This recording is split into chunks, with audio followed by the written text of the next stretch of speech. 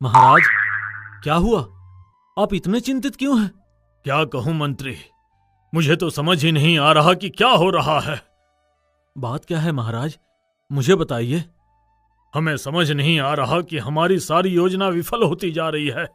हम जब भी अपने आसपास के राज्यों पर हमला करने की कोशिश कर रहे हैं, हम बुरी तरह विफल हो जाते हैं। आपको क्या लगता है, इसका कारण क्या है महाराज? हमें लगता है कोई तो है जो हमारी सारी योजनाएं पड़ोसी राज्य में गुप्त तरीके से भेज रहा है, और जो भी है वो कोई ऐसा है जो हमारे बहुत करीब है।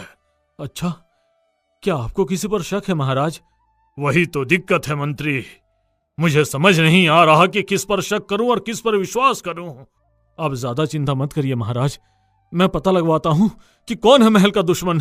ठीक है, तुम पता लगाओ, तब तक हम भी कुछ सोचते हैं कि कैसे इसे हल कर सकते हैं।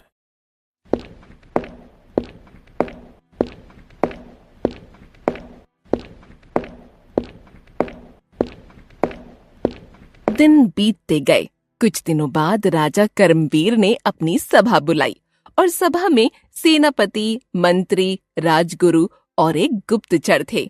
हमें दक्षिण में सूर्यपुर राज्य पर हमला करना है। जी महाराज, आप योजना बताएं। सूर्यपुर से हमारे गुप्तचर द्वारा पता चला है कि पूर्व दिशा में सबसे ज्यादा सैनिक रहते हैं और उत्तर दिशा में कुछ अच्छी सुरक्षा नहीं है, और वहां किसी जगह में कोई सुरंग है जो सीधे महल में जाती है। तो हम उत्तर दिशा में अपने सैनिकों के साथ हमला करके सीधा महल में हमला कर सकते हैं। ये तो बहुत अच्छी योजना है महाराज, इस तरह तो हम आसानी से सूर्यपुर पर विजय प्राप्त कर सकते हैं। बहुत अच्छे कर्मवीर, तुम्हारी योजना वाकई अच्छी है। हम 3 दिनों बाद यानी चौथी रात को हमला करेंगे। सेनापति, सारे सैनिकों को अच्छे से तैयार करो, इस बार हम विजय होकर आएंगे। ठीक है महाराज, मैं अभी जाकर सैनिकों को युद्ध के लिए तैयार करता हूं। ठीक है, अब यह सभा यहीं खत्म करते हैं, और अब आप सभी जाइए और जाकर आराम करिए।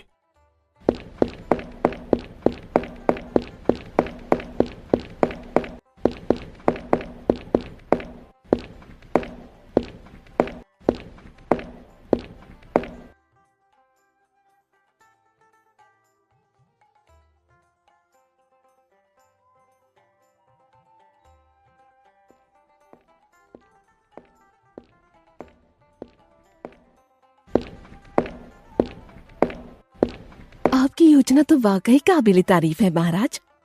अब बस ये योजना काम भी आ जाए। मतलब क्या आपको अपनी ही बनाई योजना पर भरोसा नहीं?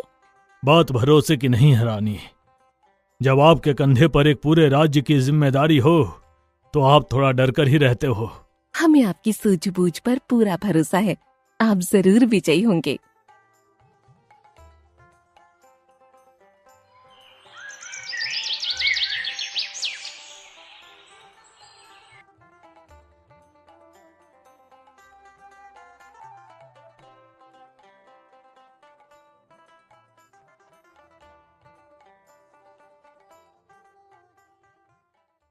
महाराज, युद्ध स्थगित करने का कोई विशेष कारण? हमारी योजनाओं के बारे में उन्हें पता चल गया है सेनापति। हमें हमारे गुप्तचर से पता चला है कि उत्तर दिशा के साथ बाकी सभी दिशाओं में भारी सुरक्षा लगा दी गई है। हम कितनी भी कोशिश कर लें, हम वहां तक नहीं पहुंच पाएंगे। तो क्या फायदा ऐसे युद्ध करके जिसमें हमें पहले से ही पता है कि हार हमारी ही होगी। लेकिन महाराज, ये कैसे हो सकता है? हमारी गुप्त योजना के बारे में उन्हें कैसे पता चल सकता है? वही तो हमारी भी समझ में नहीं आ रहा, हम किसको दोषी ठहराएं किसको नहीं।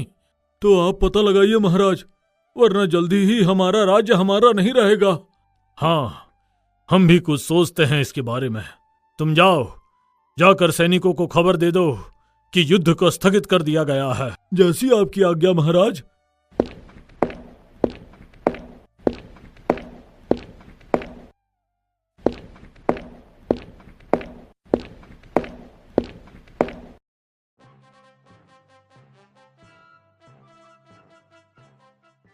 दिन ऐसे ही बीतते रहे। राजा कर्मवीर एक बार फिर एक गुप्त सभा करवाते हैं उन्हीं लोगों के साथ, और पर्दे के पीछे रानी शोभा सब सुन रही थी।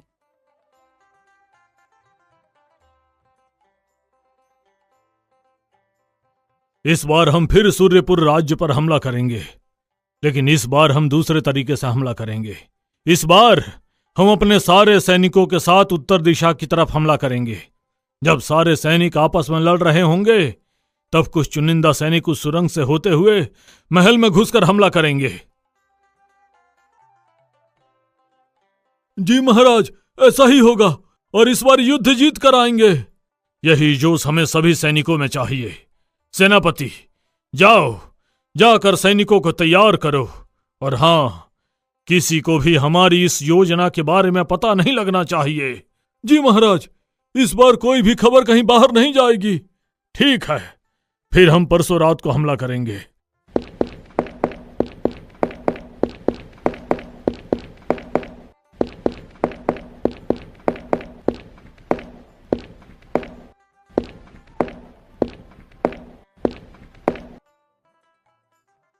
सैनिक एक बार फिर से तैयारियों में लग जाते हैं, लेकिन इस बार भी राजा कर्मवीर युद्ध स्थगित कर देते हैं।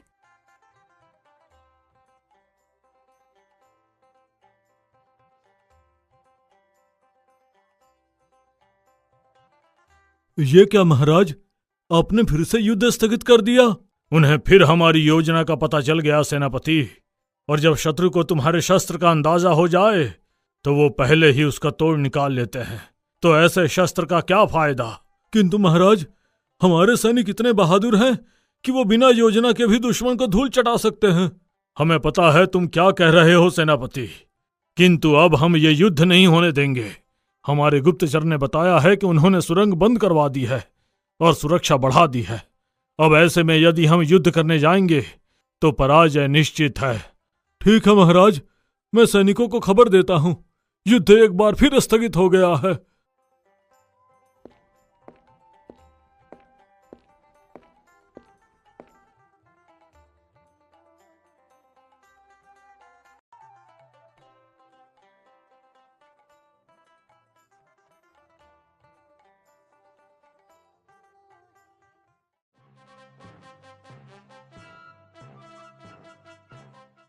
महाराज, आपने जो योजना बनाई थी वो पूरी सफल हुई।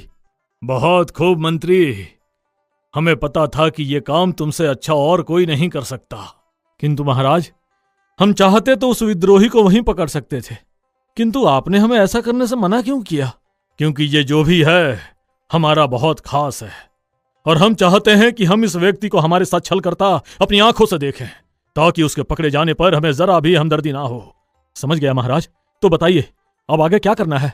अब एक आखिरी योजना बनानी है दुश्मनों के खिलाफ, ताकि यह विद्रोही उन्हें यह संदेश देने जाए और हम उसे वहीं रंगे हाथ पकड़ें। जैसी आपकी आज्ञा महाराज। 3 दिन बीत जाते हैं और चौथे दिन महल में फिर से गुप्त सभा बैठाई जाती है।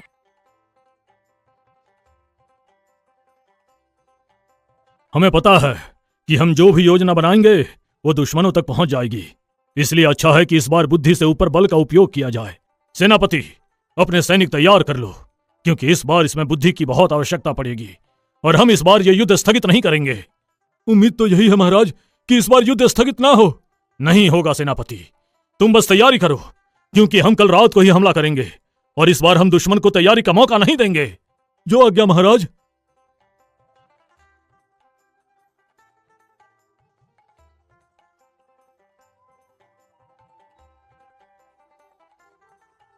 अब केवल उस विद्रोही के बाहर आने का इंतजार है।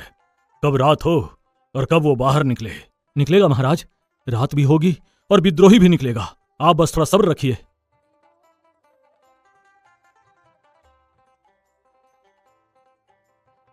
मंत्री, वो देखो, वो रहा वो। जी महाराज, चूहा अपने बिल से बाहर आ चुका है। अब हमें भी उसके पीछे चलना चाहिए। तुम ठीक कहते हो मंत्री, चलो चलो, इससे पहले कि वो कहीं गायब हो जाए।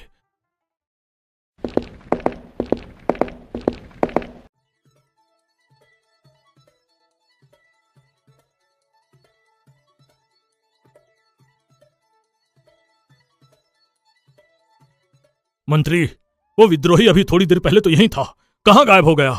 वही तो महाराज, कहां जा सकता है वो अब ऐसे समय में? अगर हमने कोई जल्दबाजी की तो सारी योजना पानी में मिल जाएगी। इस बार ऐसा नहीं होगा मंत्री।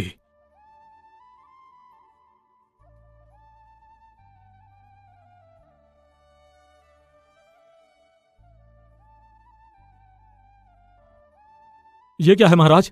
पहेली। पहेली? पर इसका क्या तात्पर्य है महाराज? तात्पर्य है मंत्री, ये पहेली हल करके विद्रोही उस स्थान तक जाएगा जहां दुश्मन को उसको मिलना है। ये खेल है मंत्री, ताकि किसी को पता भी ना चले और वो विद्रोही को पकड़ भी ना पाए। पर उस पर क्या लिखा है महाराज? एक राजा की अनोखी रानी, दुम के रास्ते पीती पानी। इसका क्या अर्थ हो सकता है? अरे ये तो दिया और बाती है महाराज। दिया राजा और बाती रानी, तभी तो बाती अपनी पूंछ से पानी मतलब तेल पीती है। सही कहा मंत्री तुमने, पर वो जगह क्या हो सकती है? वहीं जहां दिए हो।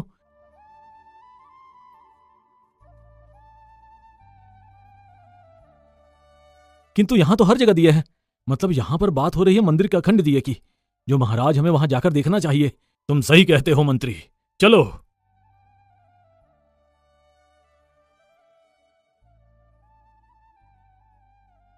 महाराज देखिए, यहां पर भी एक ऐसा ही कागज का टुकड़ा पड़ा है। उस पर क्या लिखा है? छुपने वाले छुपे रहो, चोर तुम्हारे पास है, संदेश देने आओ वहां जहां जाती ताजा सांस है। इसका मतलब विद्रोही उस जगह पर है जहां अच्छी सांस आती है, पर यह कौन सी जगह है? महाराज आप हमेशा कहते हैं कि चाहे कितनी भी थकान हो, कितनी भी चिंता हो, बगीचे की ताजी हवा में सांस लेकर सब ठीक हो जाता है। कहीं ये जगह महल का बगीचा तो नहीं? और वैसे भी वहां तो हमने कोई सुरक्षा भी नहीं रखी है, और ना ही कोई सैनिक। हो ना हो ये वही जगह है।